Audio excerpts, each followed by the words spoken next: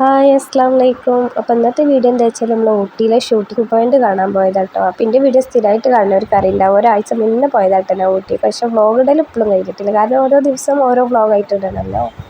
അങ്ങനെ പിന്നെ ഇന്നത്തെ വ്ളോഗ് എന്താ വെച്ചാൽ ഊട്ടിയിലെ ഷൂട്ടിംഗ് പോയിന്റ് കാണാനായിട്ട്. അപ്പോൾ ലാലും എന്നോട് പറഞ്ഞു ഇവിടെ കുറേ സിനിമ ഷൂട്ട് ചെയ്ത സ്ഥലമാണ്, അടിപൊളി സ്ഥലമാണ് എന്നൊക്കെ കേട്ടോ. ഇത് കണ്ടപ്പോൾ എൻ്റെ പകുതി ജീവൻ പോയിക്കണം കേട്ടോ. പിന്നെ അവിടുത്തെ വിശേഷങ്ങളൊക്കെ കാണിച്ചു തരാം.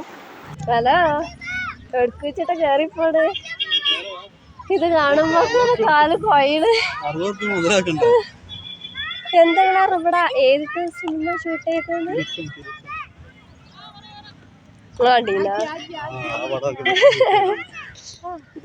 പറിച്ചേ കാണിയതോ ഇതൊക്കെ കയറണ്ടേ, നിങ്ങൾ എടുക്കണ്ടേ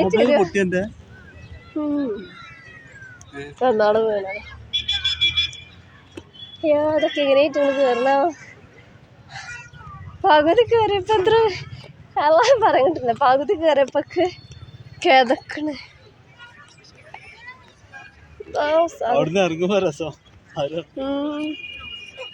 ഇറങ്ങണ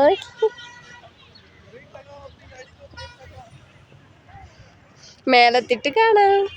അപ്പോൾ പിന്നെ പറഞ്ഞ പോലെ ഇതിൻ്റെ മേലൊക്കെ എങ്ങനെ എത്തിയെന്ന് എനിക്ക് മാത്രം അറിയുള്ളൂ കേട്ടോ. ഈ ലാലുവിൻ്റെ നാണയം കേട്ടിട്ടാട്ടെ ഞാൻ ഈ കയറിപ്പോൾ നിൽക്കുന്നത്. ലാലുവിനോട് കുറച്ചും കൂടി ഉള്ളൂ. അങ്ങനെ കയറി ഏതായാലും അതിൻ്റെ മേലെത്തിയപ്പോഴാണ് കാണാനൊന്നുമില്ല കേട്ടോ. കുറേ മലകളൊക്കെ തന്നെ കേട്ടോ. മഴയൊക്കെ പെയ്തിട്ട് നല്ല പച്ചപ്പൊക്കെ നല്ല രസമുണ്ടാവും കേട്ടോ. പിന്നെ കുറേ ഷൂട്ടിങ്ങൊക്കെ അവിടെ നടക്കുന്നുണ്ട് കേട്ടോ. അതുപോലെ റീൽസ് അങ്ങനെയൊക്കെ സംഭവങ്ങളുണ്ട് കേട്ടോ.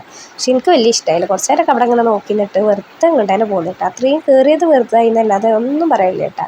അങ്ങനെ പിന്നെ ഞങ്ങൾ വേഗം അതിൻ്റെ മേലെ നിന്ന് ഇറങ്ങിപ്പോന്നു. ലാലുവിന് അതിൻ്റെ മേലെ എത്തിയിട്ട് പോരാനും പോതില്ല. എനിക്കാണെങ്കിൽ വേഗം ഇങ്ങോട്ട് ഇറങ്ങുന്നതാണ്, കാരണം എനിക്ക് ആ സ്ഥലം ഇഷ്ടമായില്ല. കാരണം ഒരു ഒഴിഞ്ഞ സ്ഥലമായിട്ട് പ്രത്യേകിച്ച് കാണാനൊന്നുമില്ല, കുറേ മലകളൊക്കെ തന്നെയല്ല. അത് നമ്മൾ വണ്ടിമ്പോൾ പോകുമ്പോൾ അവിടെ ഇവിടെയൊക്കെ ആയിട്ട് കാണുന്നുണ്ട്. അപ്പോൾ എനിക്ക് വലിയ താല്പര്യമില്ല കേട്ടോ. അങ്ങനെ പിന്നെ അവിടുന്ന് വേഗം പോകുന്നു.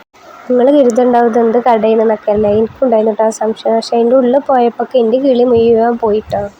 അതിൻ്റെ ഉള്ളിൽ കയറി നോക്കിയപ്പോഴല്ല കാര്യം അറിയില്ല, ഫുള്ള് ഓർഗാനിക് പ്രൊഡക്റ്റുകളാട്ടോ. പക്ഷെ അത്യാവശ്യം നല്ല പൈസ ഉണ്ട്. അപ്പോൾ പിന്നെ ഞങ്ങൾ അതൊക്കെ നോക്കിയിട്ടുള്ളൂ കേട്ടോ. ഒന്നും അവിടുന്ന് സാധനം വേണ്ടിയിട്ടില്ല കേട്ടോ, കാരണം നല്ല പൈസ വരുന്നുണ്ട്. അപ്പോൾ പിന്നെ ഇങ്ങനെ അതിൻ്റെ ഉള്ളിൽ കുറച്ച് നേരം ഇങ്ങനെ ചുറ്റി കറങ്ങി കണ്ടിട്ട്, പക്ഷെ കാണാനൊരു രക്ഷയില്ല കേട്ടോ. അടിപൊളി സംഭവങ്ങളാട്ടോ അതിൻ്റെ ഉള്ളിൽ. എനിക്ക് നല്ല ഇഷ്ടമായിട്ട് കുഞ്ഞു കുഞ്ഞു പാത്രങ്ങളും ഇതുപോലെയുള്ള പ്രതിമകളൊക്കെ. അപ്പോൾ അതൊക്കെ ഇങ്ങനെ കുറച്ച് നേരം ഇങ്ങനെ നോക്കിയിട്ടാ.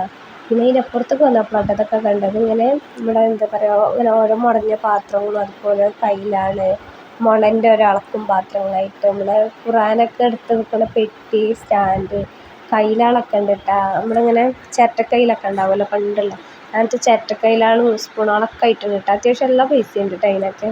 അപ്പോൾ അതൊക്കെ ഒന്നിങ്ങനെ നോക്കി ഇങ്ങനെ എടുത്തൊക്കെ നോക്കുന്നുണ്ട് കേട്ടോ. എടുത്ത് നോക്കിയിട്ട് കാര്യമില്ലല്ലോ, വേഗണില്ലല്ലോ. അപ്പോൾ കുറച്ച് നേരമൊക്കെ അവിടെ ഇങ്ങനെ നോക്കി നടന്നിട്ട് പിന്നെ കുഞ്ഞു കുട്ടികൾക്കൊക്കെ കൊടുക്കാൻ പറ്റിയ ഇങ്ങനെ ഫുഡ് കൊടുക്കുന്ന പാത്രങ്ങളും സ്പൂണുകളൊക്കെ ഉണ്ട് കേട്ടോ, മരത്തിൻ്റെ. ഞാൻ ലാലുവിനോട് അറിയട്ടോ എന്തോ രസമല്ലേ കാണാനെന്നൊക്കെ ഇങ്ങനെ പറഞ്ഞിട്ട് കുറച്ച് നേരം അവിടെ ഇങ്ങനെ നോക്കി നടന്നിട്ട് പിന്നെ കുഞ്ഞു കുഞ്ഞു കളിപ്പാട്ടങ്ങൾ ഉണ്ട്. നമ്മൾ പണ്ടൊക്കെ ഉണ്ടായിരുന്നില്ലേ ഇങ്ങനെ എന്തെന്ന് പറയുക, ഇതില്ലേ പമ്പരം, അങ്ങനെ പമ്പരം തന്നെയാണ് തോന്നുന്നു അതിന് പറക്കറിയില്ല കേട്ടോ. ആ ഒരു സംഭവമൊക്കെ ഉണ്ടായിരുന്നു കേട്ടോ. പിന്നെ അവിടെ ഒരു മണ്ണിൻ്റെ ഒരു ഇത് കണ്ടിട്ട്, അപ്പോൾ എൻ്റെ വിചാരത്തിൽ എന്തെങ്കിലും ഷോക്കൊക്കെ വെക്കണേന്ന് കേട്ടോ. അപ്പോൾ ഞാൻ ലാലുവിനോട് ഇത് എന്താണെന്നൊക്കെ ചോദിച്ചപ്പോൾ ലാലുവിനോട് പറഞ്ഞിട്ട് പൊട്ടത്തി അതൊരു പീപ്പിളിയാണ് പറഞ്ഞിട്ട്. അങ്ങനെ ലാലു ആ പീപ്പിളെടുത്ത് ഇങ്ങനെ ഊതി വെക്കുന്നുണ്ട്. അപ്പോൾ അത് കണ്ടപ്പോൾ എനിക്കും ഊതി കേട്ടോ. അപ്പോൾ ഞാനൊന്ന് ചെയ്ത് നോക്കാം കേട്ടോ. എങ്ങനെയാണ് ചെയ്യേണ്ടതെന്നൊന്നും അറിയില്ല കേട്ടോ. ലാലു കേട്ടോ പറഞ്ഞു തരുന്നത്.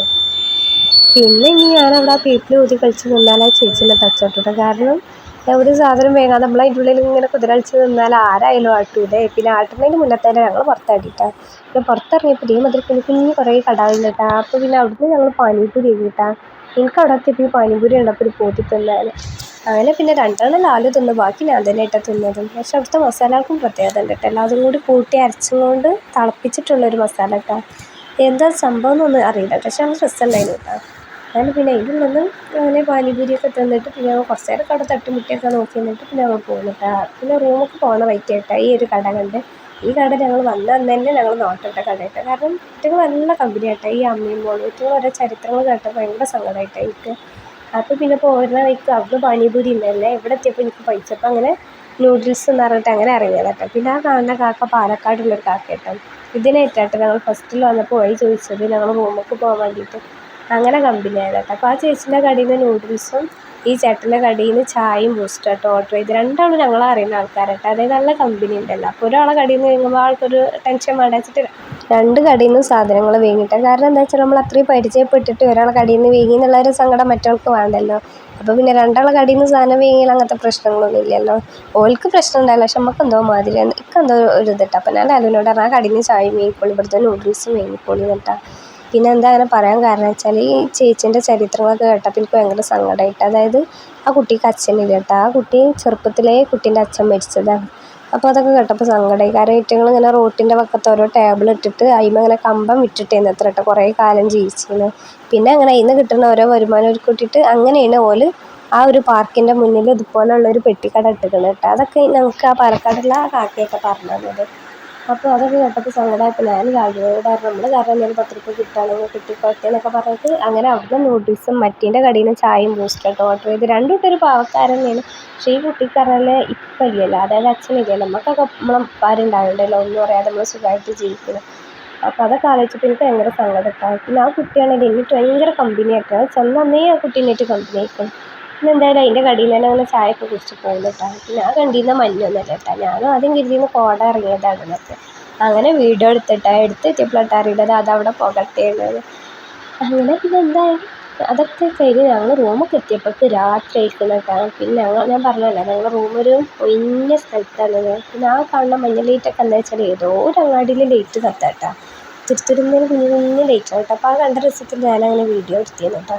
ഞങ്ങൾ റൂമൊക്കെ പോകുന്നിടത്ത് ഇങ്ങനെ ഒഴിഞ്ഞ കാടായിട്ട് അങ്ങനെ ലൈറ്റും കാര്യങ്ങളൊന്നുമില്ല. അപ്പം ഇനി എന്തായാലും എന്തെങ്കിലുമൊക്കെ ഫുഡ് കഴിച്ചിട്ട് പോയി ഒന്ന് മയങ്ങട്ടെ കേട്ടോ. അപ്പം ഇന്നത്തെ വീഡിയോ എത്തുള്ളൂ.